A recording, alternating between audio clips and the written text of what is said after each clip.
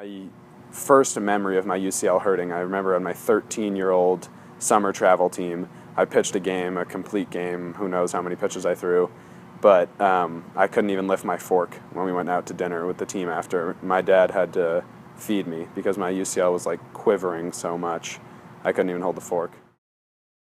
I basically was pitching at, half myself, and everybody really noticed. They said, something's wrong. They would ask me, and I would say I'm fine.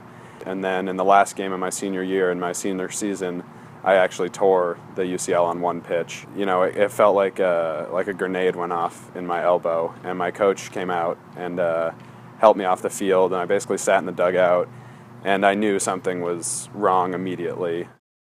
On the inside of the wrist, or inside of the elbow, you have a ligament that sits right here that attaches the arm bone to the forearm bone. And ligaments kind of act like rubber bands. They're really thick rubber bands.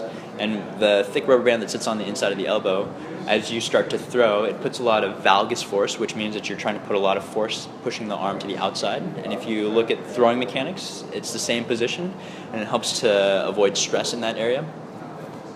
So a lot of times with overuse, they'll find that starts to weaken or fray.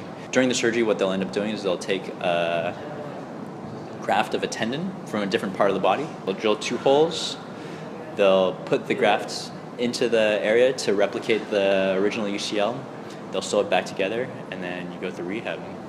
And once it all takes, you're hoping that is what provides the stability in the elbow that the original UCL had done for you previously. Leading up into my senior year of high school, I had been having some elbow troubles. I took a little bit of time off in the summer, and then obviously being, excited for the potential to be drafted and stuff, I didn't really want to talk about my injury very much. So I kind of swept it under the rug from my parents, from my coaches, and just through a decent amount of pain. I think there's too much of a draw at this point where people are trying to get that advantage of that college scholarship or to play pro ball. To go out there and do whatever they can to try to get a leg up. And these kids are starting way down in the middle school playing Little League, and they're having pitching coaches, they're having, hitting coaches. From a medical standpoint, the overuse injuries are just so much more prevalent and so much more devastating. Instead of kids growing up and playing multiple sports, they have now focused on, at a very early age, playing one sport year-round, and they don't really give their bodies a chance to rest. When you're 10 and 12, you're not going to be saying, hey, excuse me, I'm not going, I'm going to rest. I need, 12 weeks of rest, 6 weeks of rest, to come back. I need physical therapy, whatever. That's how the injuries, certainly that I see in my office, and I think a lot of us see, they become chronic issues. There are recommendations now through the different sports societies that we have in orthopedic surgery.